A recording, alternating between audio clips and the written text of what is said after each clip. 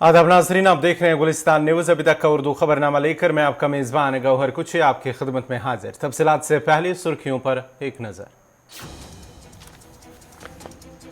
मरकजी वज़ीर कानून का बयान, नेहरू दफ़ा 370 के तहत मसले कश्मीर को ले गया अक़वाम मुत्तहिदा, कहा नेहरू की गलती से पाकिस्तान बना फरीक।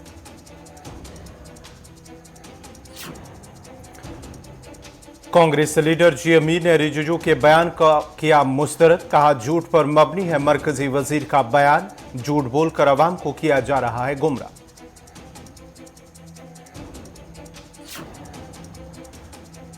डायरेक्टर स्कूल एजुकेशन कश्मीर के बयान पर स्कूली बच्चों का रद्दअमल, कहा स्कूलों में रखा जाए हीटिंग का माकूल इंतजाम, सर्दी की वजह से बच्चों को हो रहे हैं मुश्किलात।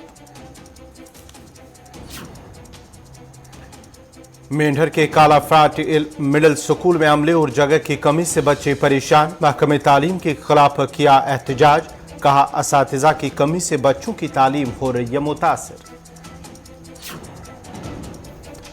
और आज मनाया गया ज़याबतीस का आलमी दिन। ज़याबतीस आज के तर्ज ज़िंदगी में दुनिया का सबसे बड़ा मसला, माहिरीन ने सेहत बख्श ग़िज़ा खाने, वर्जिश करने और सिगरेट नोशी से परहेज करने पर दिया जोर।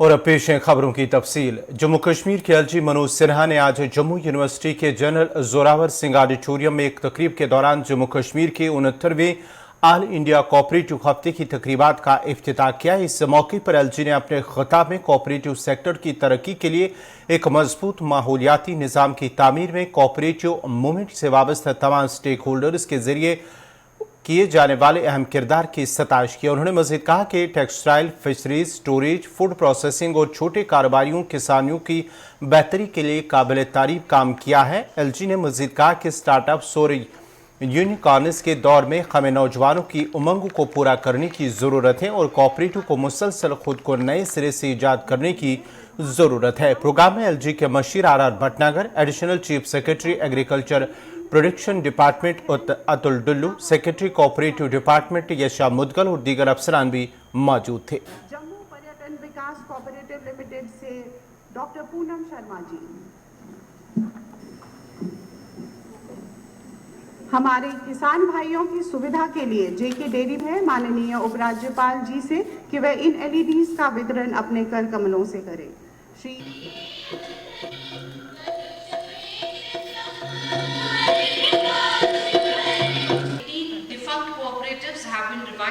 convergent societies have been conducted successfully.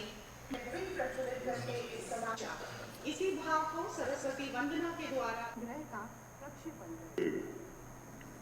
स्थितियां काफी बदली हैं और मैं बधाई दूंगा सचिव सहकारिता और उनकी पूरी टीम को कि पिछले बहुत कम समय में 15-16 महीनों में एक लंबी यात्रा इन्होंने तय की है। और इस इकोसिस्टम के दो महत्वपूर्ण पिलर होंगे, एक एडमिनिस्ट्रेटिव स्ट्रक्चर, दूसरा उससे ज्यादा महत्वपूर्ण है बिजनेस एनवायरनमेंट। मुझे लगता है कि ये दोनों पर साथ साथ हम फोकस ध्यान केंद्रित करेंगे तब इस इकोसिस्टम को हम मजबूत कर पाएंगे। दूसरा, जिस कारपोरेट सेक्टर में ईज ऑफ डूइंग बिजनेस को प्रमोट किया जा रहा है, वहीं सहकारी समितियों पर भी नॉर्म हम कैसे लागू कर सकते हैं,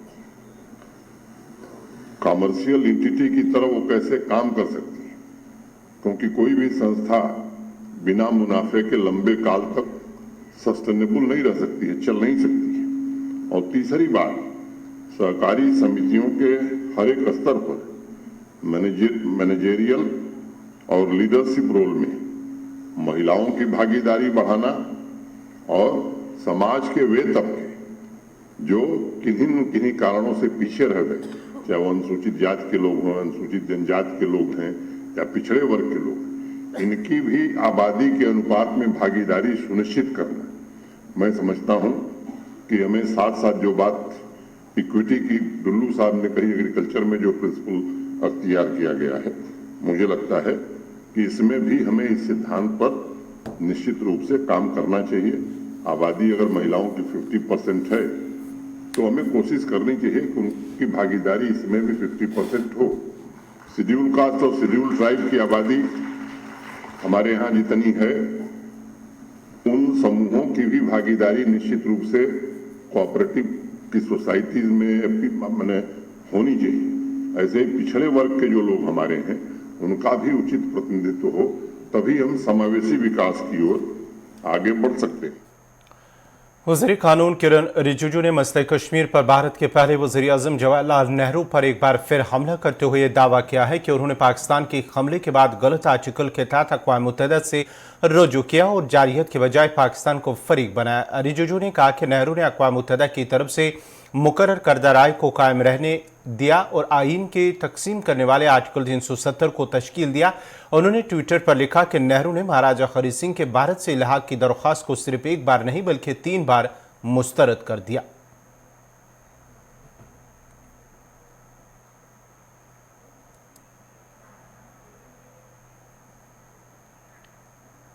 इधर किरण रिजिजू के जवाहरलाल नेहरू के मुतल्लिक बयान को मुस्तरद और झूठ पर मबनी करार देते हुए कांग्रेस के सीनियर लीडर गुलाम अहमद मीर ने कहा है कि हिंदुस्तान की आज़ादी और मुल्क को एक साथ जोड़े रखने में भाजपा का कोई रोल नहीं रहा। उन्होंने कहा कि इस जमात का काम है गलत बयानबाजी करके आवाम को गुमराह करना है। किरण रिजिजू नाम का जो यूनियन मिनिस्टर सवाल उठा रहा है, वो negative part of Indian history पढ़ पढ़ के बीजेपी का जो बुनियादी काम है, उनका काम ये है कि हिस्ट्री में लक्यूनास ढूंढना, हिस्ट्री का नेगेटिव अपोजिट साइड क्या है उसको लेकर, क्योंकि अपनी कोई हिस्ट्री उनकी है ही नहीं, ना फ्रीडम मूवमेंट में ना उस पार्टीशन के टाइम पर उनका कोई योगदान, कोई ऐसा कोई स्टलवार्ट रहा हो जो हिस्ट्री का हिस्सा रहा हो।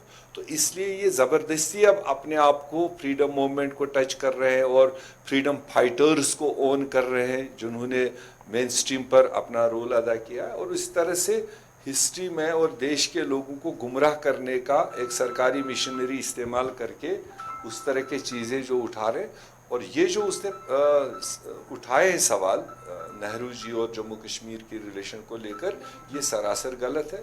नेहरू जी मतलब एक वाइड विजन का लीडर रहा है और वो जम्मू कश्मीर की सारी सेंसिटिविटीज़ तब भी जानता था और वो ख़ानदान आज भी जानता है कि जम्मू कश्मीर की स्पेशलिटी क्या थी और स्पेशल दर्जे की क्यों ज़रूरत थी, उसको नेहरू ख़ानदान से ज़्यादा और कोई नहीं समझता है। ये तो ठीक है, सच झूठ बोल के सीटें हासिल करना और हुकूमत में बैठना एक अलग चीज़ है, मगर देश को समझना, देशवासियों को समझना, देश के सेंसिटिविटीज़ को समझना, जिसमें पर्टिकुलरली जम्मू कश्मीर की बात है, जो जम्मू कश्मीर चारों तरफ दूसरे देशों से जुड़ा हुआ है, एक तरफ पाकिस्तान, एक तरफ अफगानिस्तान, चाइना और तिब्बत, ये सारी पेरिफ्रीज है और बीच में एक टनल से स्पेस भारत के लिए। डायरेक्टर स्कूल एजुकेशन कश्मीर की जानिब से जहां कहा गया है कि वादी में मौसम खराब होने तक स्कूलों में दर्स व तदरीस का अमल जारी रहेगा, वहीं स्कूली बच्चों और असातिज़ा ने फैसले का खैर मकदम करते हुए कहा कि एक खुशाइन कदम है कि बच्चों को पढ़ने का मौका मिले। ताहम मुतल्लिका महकमा के आला हुकाम को मौसम के पेश नज़र स्कूलों में बुनियादी सहूलियात जैसे हीटिंग का माकूल इंतज़ाम रखना होगा ताकि स्कूली बच्चों को मुश्किलात का सामना ना करना पड़े।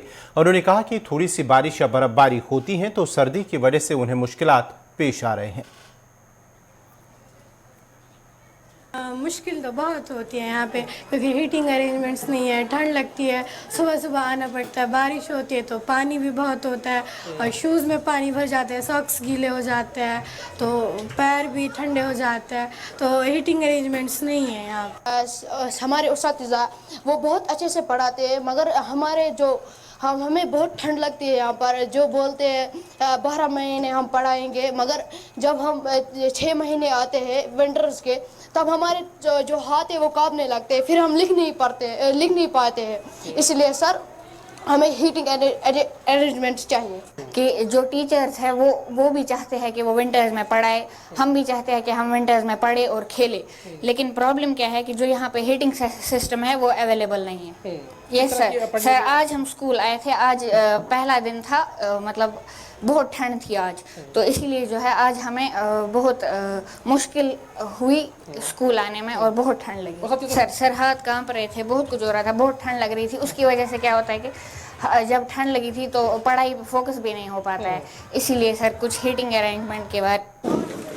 बिल्कुल, मैं director school education mister Tassaduq साहब के इस फैसले का खैर मकदम करता हूं। उन्होंने जो ये बात कही है बिल्कुल सही बात कही है। हमारे बच्चों को पिछले 3 सालों से जो एकेडमिक लॉस हुआ है उसकी भरपाई के लिए अगर कंटिन्यू रखेंगे तो ये बड़ा खुशाइंद कदम है। मगर इसके साथ साथ मैं डायरेक्टर साहब से ये भी गुजारिश भी करूँगा कि जो हमारे स्कूल है, स्पेशली जो फार फ्लंग एरियाज़ है, वहाँ ज़्यादा बर्फ़ हो रही है, बहुत ज़्यादा, ये 3-4 फुट 5 फुट, और जो रोड कनेक्टिविटी है वो भी उतनी मतलब स्ट्रांग नहीं है कि स्कूलों तक रोड कनेक्टिविटी वेरी पुअर है। और इस बारे में डायरेक्टर साहब को मतलब ये सोचना चाहिए, जो हमारे मतलब फार फ्लंग एरियाज़ में स्कूल्स है, रोड कनेक्टिविटी पुअर है, इंफ्रास्ट्रक्चर उतना मतलब स्ट्रांग नहीं है हमारे पास, हीटिंग अरेंजमेंट्स नहीं है। इन सब चीज़ों को मद्देनज़र रखते हुए फ़ैसला लेना चाहिए। बाकी मैं एज़ टीचर ये कहूँगा कि हम तैयार हैं, हमें कोई दिक्कत नहीं है, हम 12 महीने काम करने के लिए तैयार हैं, और हम डायरेक्टर साहब के इस फैसले का भरपूर खैर मकदम करते हैं। मेंढर के खालाप्राट में कायम गवर्नमेंट मिडिल स्कूल में अमले की किल्लत की वजह से स्कूली बच्चों ने नायब सरपंच की क़यादत में एहतजाज किया और नाराबाजी भी की। इस मौके पर नायब सरपंच ने कहा कि मिडिल स्कूल में 47 बच्चे हैं, जबकि उनके बैठने के लिए एक ही कमरा है, जिसकी वजह से उन्हें परेशानियों का सामना करना पड़ता है। उनका कहना था कि स्कूल में तदरीसी अमले की भी किल्लत है, जिसकी वजह से बच्चों की तालीम मुतासर हो रही है। उन्होंने मांग की है कि जिन असातिज़ा को स्कूल से अटैच किया गया है उनको फौरी तौर पर वापस लाया जाए, ताकि बच्चों को मजीद मुश्किलात का सामना ना करना पड़े। Deputy chief education officer Mendhar Mohammad Latif ने कहा है कि कुछ दिनों के लिए स्कूल से अमले के 2 अफराद को 2 असातिज़ा को दीगर स्कूलों में तैनात किया गया और जल्द ही उनको वापस लाया जाएगा।